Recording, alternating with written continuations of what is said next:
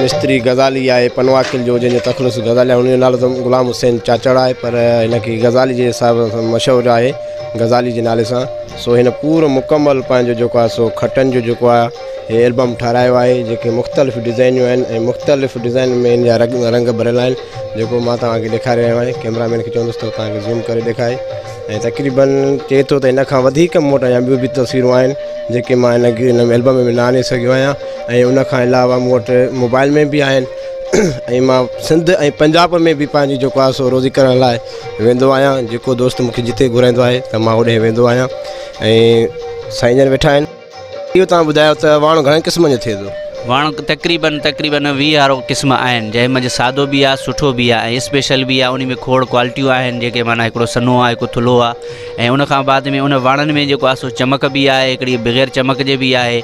ऐं जेको आहे सो ग़रीब गुरबो बि वठे थो, अमीर बि वठनि था पिया ऐं सभु वठनि था पिया। बहरहाल उन्हनि में सिर्फ़ु डिज़ाइननि जो फ़र्क़ु पए थो, जेको माना सादे ऐं सुधे में। अच्छा, उनखां अलावा जेके तव्हां डिज़ाइन ठाहियो था, जेको असांखे एल्बम तव्हां ॾिनो आहे, जेको मुंहिंजे हथ में आहे, त इन में असांखे ॼाणे कहिड़ी कहिड़ी शयुनि जो इस्तेमालु थींदो आहे? इन में बसि हिकिड़ो काठी जो इस्तेमालु थिए थो, जेको फ्रेम माना ठहे थी पई काठी। ऐं उन खां पोइ लोह जी बि ठहनि थी पियूं ऐं स्टील जी बि ठहनि थी पियूं खटां जेके मूं वाणियूं आहिनि। ऐं जेको आहे सो तक़रीबन इहो वाण बि आहे, जेको सिंधी वाण बि सॼो थो वञे मुंझ वारो। ऐं हीअ रेशमी वाण आहे, जेको हिन वक़्तु घणो अक्सर हले थो पियो, ऐं प्लास्टिक जो बि हले थो वाण। अच्छा, हीअ डिज़ाइनियूं जेके तव्हां ठाहियूं आहिनि, इहे तव्हां पंहिंजे दिमाग़ ते ठाहियूं आहिनि या इहे एकदमि ॾिसी करे? मूंखे वालिद साहब जी इहा सिखिया मिलियल आहे, जेकी मां हिन वक़्तु जेको आहे सो इस्तेमालु कई आहे। उनखां पोइ मां पंहिंजूं अक्सर करे हिकिड़ी खट जेकॾहिं मुंहिंजे वालिद साहब जी ठहियल ई, त उन ते मां तक़रीबन 50 ऐं 100 मां ठाहे सघां थो पियो ऐं ठाहियूं आहिनि। अच्छा, खट में माण्हू घणो इस्तेमालु कयो? तक़रीबन 5 किला ऐं 6 किला 7 किला ताईं। 7 किला खट खणे? हा। ऐं उन सां महिनत घणी मिले थी? तक़रीबन 4000 खां 5000 ऐं 7000 ताईं। हा, 2000 2500 भी आहे ऐं हिकिड़ी 500 भी आहे सादे में। अच्छा, सादे वारी जेका 500 रुपया वठंदा? हा, आम जेकी आम वाणी थी वञनि पियूं सादे वारियूं। कहिड़े धागे जी ठहियल आहे? हीअ साईं रेशमी वाण ते ठहियल आहिनि तक़रीबन, जंहिं ते मां वेठो आहियां, जेके वाणियां थो पियो हिन वक़्तु, इहा बि रेशमी वाण जी आहे। अच्छा, माना हे आम वाण ते डिज़ाइन नथी थी सघे? आम ते नथी ठही सघे, आम सादे वाणी ठाहिबी आहे। पोइ हे त शौक़ीन ठाराईंदा हूंदा? तक़रीबन शौक़ीन ठाहींदा आहिनि, वॾी वॾी ओताकनि वारा जेको आहे सो ठाराईंदा आहिनि। अच्छा, तव्हां जेका डिज़ाइन ठाहे रहिया आहियो हिन वक़्तु? हा, हीअ जेके अजरक छाप सरबी आहे, हीअ अजरक छाप जेको आहे सो सरबी आहे, जेका हिन वक़्तु बाक़ाइदे जेको आहे सो पूरे सिंध में हीअ मशहूरु मारूफ़ आहे। तक़रीबन 100 खां वधीक मां हीअ ठाहे चुको आहियां। माना वेही करे वाणबो आहे? जी हा, बिल्कुलु वेही करे वाणबो आहे। हिकिड़ी बीही करे वाणबियूं आहिनि, उहे सादे वारियूं थींदियूं आहिनि, बाक़ी हे जेको आहे सुठे वारी वेही करे वाणबो आहे। हिनखे माना जेको आहे घणी छिक अचंदी आहे, हुनजे करे माना सेटिंग करणी पवंदी आहे वधीक।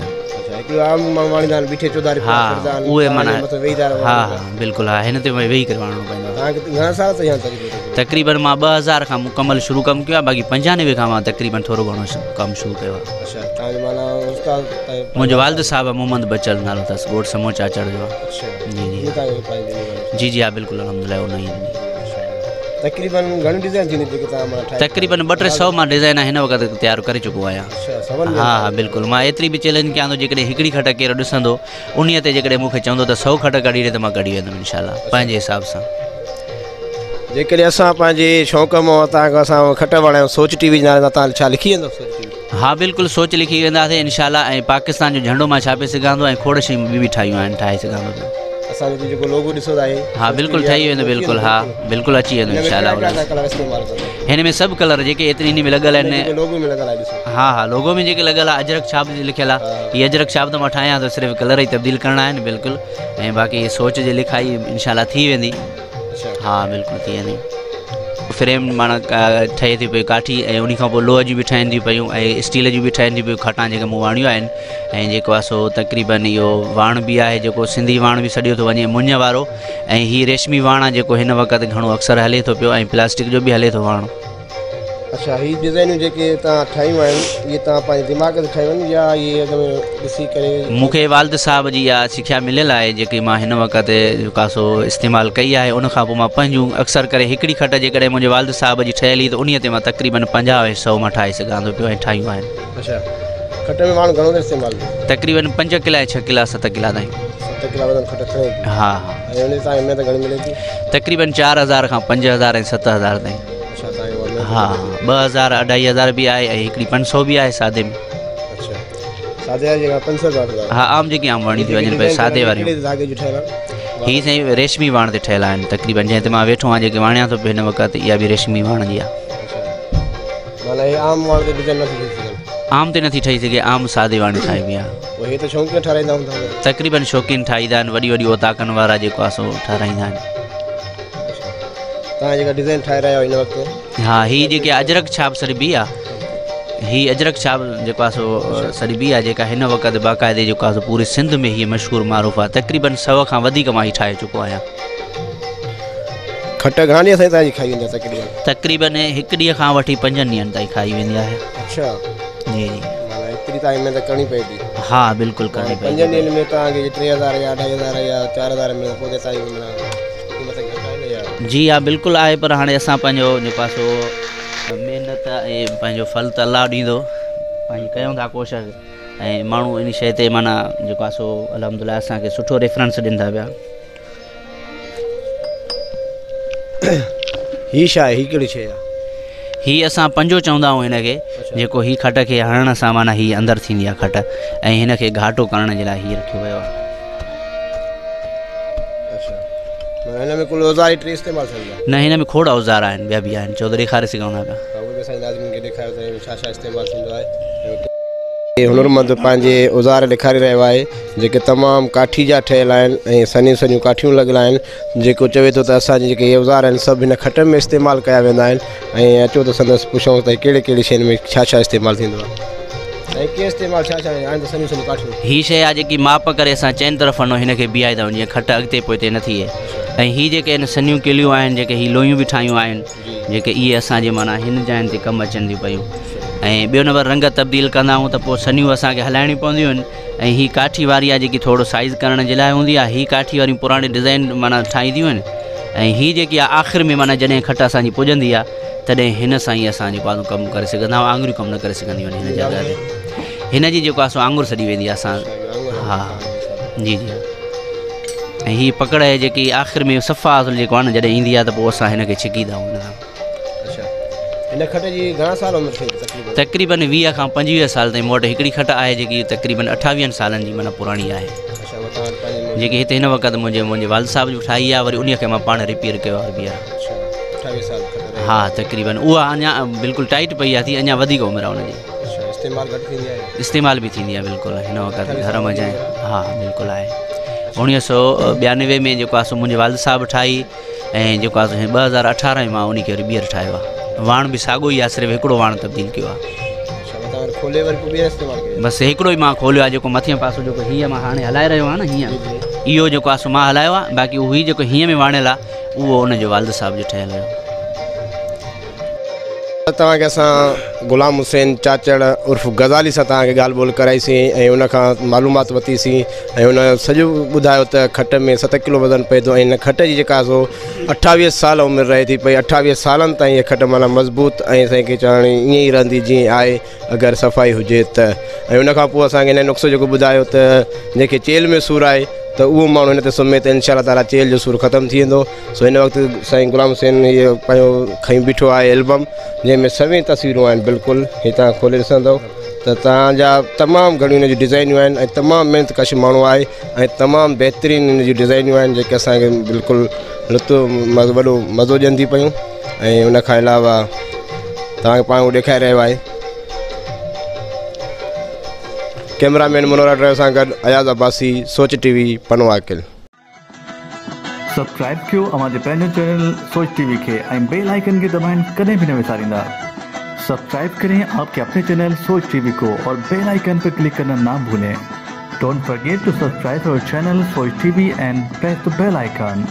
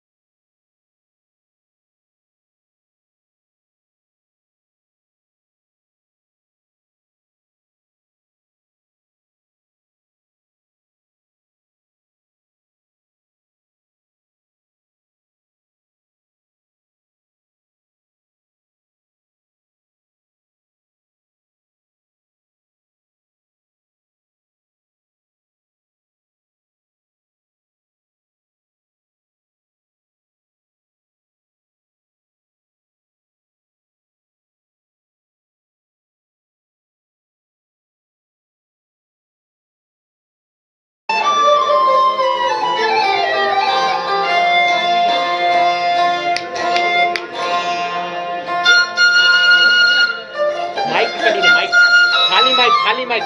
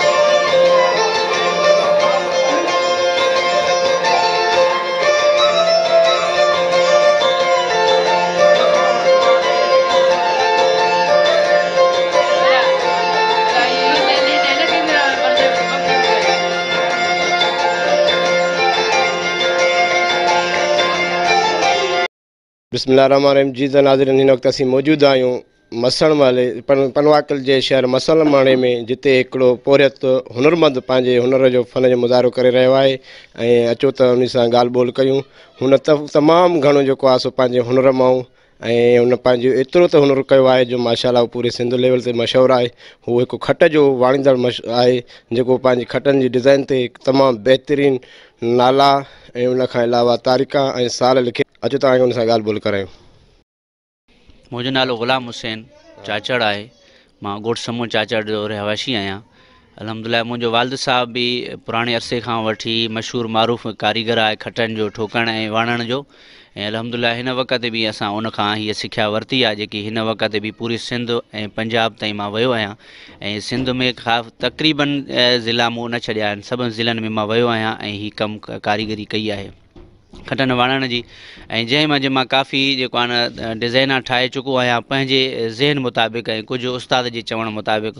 ऐं जेके हिन वक़्तु मुंहिंजूं डिज़ाइना आहिनि जंहिंमें मोबाइल जो नंबर मां सॼो हणां थो ऐं तारीख़ वग़ैरह शादी मुबारक बि लिखां थो पियो। ऐं उनखां पोइ जेको आहे सो खटनि ते माना मोर पखी बि छापियो आहे जेको मुंहिंजूं बाक़ाइदे हिन वक़्त में फेसबुक जे ज़रिए माण्हू ॾिसनि था पिया। ऐं केटली ऐं कोप ऐं केटली बाक़ाइदे जेको आहे न चांहि हार बि नज़र ईंदी, उहे बि तव्हांजे साम्हूं तस्वीरूं मुंहिंजूं आहिनि, ॾिसी सघो था पिया। ऐं उनखां पोइ मां हिन वक़्तु जिथे बि वञा थो मूंखे वॾी इज़त ऐं एतिराम सां जेको आहे सो मिले थो पियो, मान मिले थो पियो। ऐं मां हिन वक़्तु हिन दोस्तनि जो ऐं सोच टीवी वारनि जो मां थोराइतो आहियां जिन मूंसां काफ़ी अरसे खां वठी मूंसां जेको आहे राब्तो कयो, लेकिन मूंखे हिन जॻह ते पहिरियों दफ़ो हिननि खे मां पंहिंजो टाइम ॾेई करे ऐं वॾी महिरबानी आहे हिननि जी दोस्तनि जी जिन असांखे टाइम हाणे ॾिनो आहे ऐं अची करे हीअ स्टोरी ठाही आहे। इहो तव्हां ॿुधायो त वाण घणे क़िस्म जो थिए थो? वण तक़रीबन 20 क़िस्म आहिनि, जंहिंमें सादो बि आहे, सुठो बि आहे ऐं स्पेशल बि आहे। उन में खोड़ क्वालिटियूं आहिनि जेके माना हिकिड़ो सनो आहे, हिकु थुल्हो आहे ऐं उनखां बाद में उन वणनि में जेको आहे चमक बि आहे, हिकिड़ी बग़ैर चमक जे बि आहे ऐं जेको आहे सो ग़रीब गुरबो बि वठे थो, अमीर बि वठनि था पिया ऐं सभु वठनि था पिया। बहरहाल उन्हनि में सिर्फ़ु डिज़ाइननि जो फ़र्क़ु पए थो जेको माना सादे ऐं सुदे में। अच्छा, उनखां अलावा जेके तव्हां डिज़ाइन ठाहियो था, जेको असांखे एल्बम तव्हां ॾिनो आहे जेको मुंहिंजे हथ में आहे, त इन में असांखे ॼाणे कहिड़ी कहिड़ी शयुनि जो इस्तेमालु थींदो आहे? इन में बसि हिकिड़ो काठी जो त इस्तेमालु थिए थो, जेको फ्रेम माना ठहे थी पई काठी, ऐं उन खां पोइ लोह जी बि ठहनि थी पियूं ऐं स्टील जी बि ठहनि थी पियूं, खटान